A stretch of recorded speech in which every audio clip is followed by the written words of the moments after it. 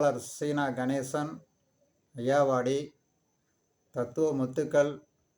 Sweden நாட்டின் பிரபல கவிஞர் கார்ஃபீல்டு அவர்களுக்கு நோபல் பரிசு வழங்கப்பட்டது.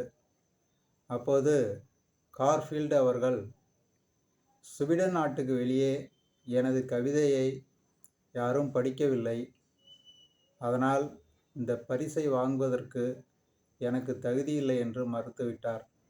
இதனால் அவரும் அவரது கவிதையும் உலக புகழ் பெறுகின்றன.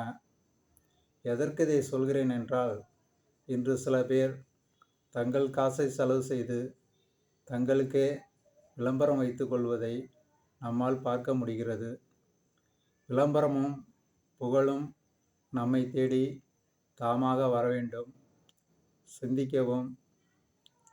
கணேசன் புக் சப்ஸ்கிரைபர் செய்து கொள்ளவும். மீண்டும் அடுத்த பதிவில் சந்திப்போம்.